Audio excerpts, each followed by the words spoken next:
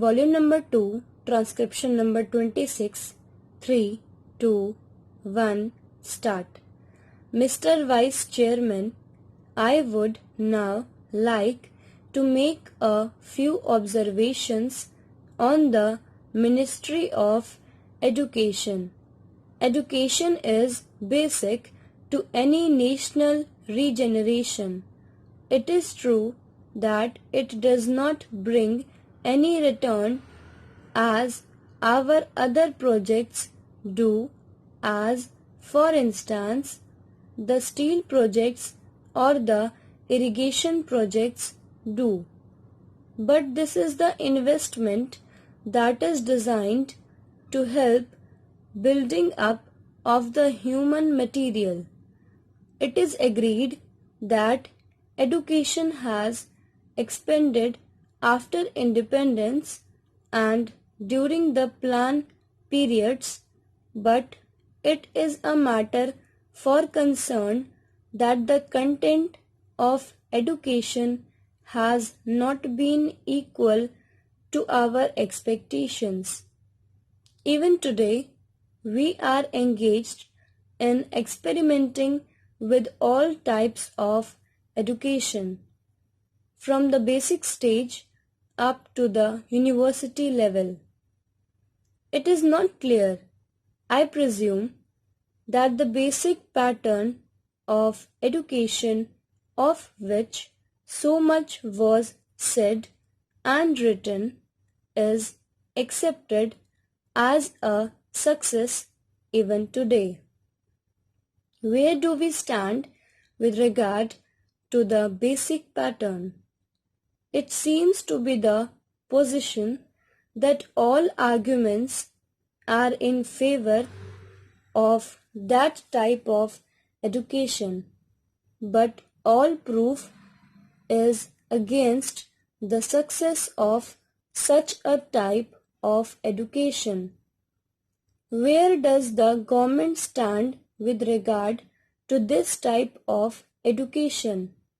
We swore by the basic type of education because it was discovered by the father of the nation. But if it has been a failure, why should not the government say that that is the position? Then again, take secondary education and also collegiate education.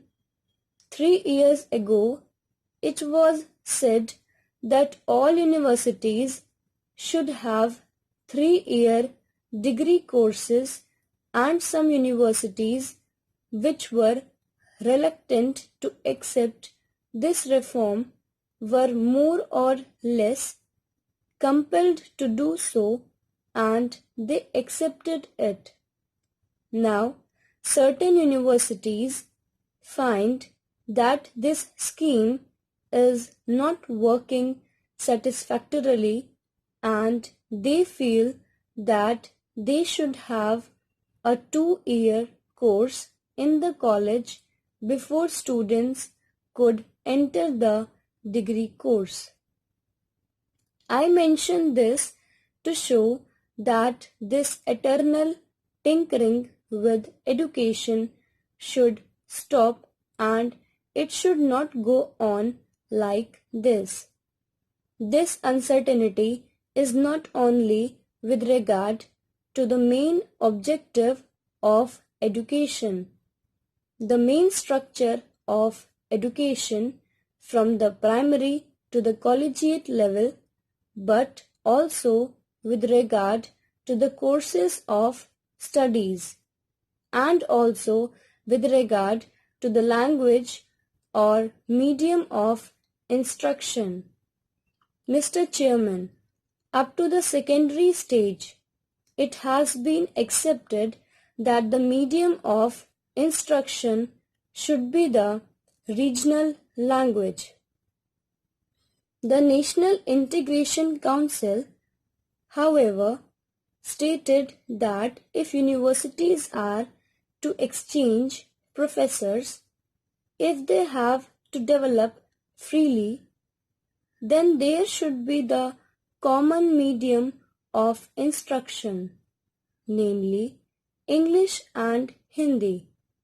Now, at the latest National Integration Council meeting, we are told that the medium of instruction in the colleges should also be the regional language ultimately, and if that comes to pass, I ask, how will national integration be achieved? It is permissible to envisage a stage.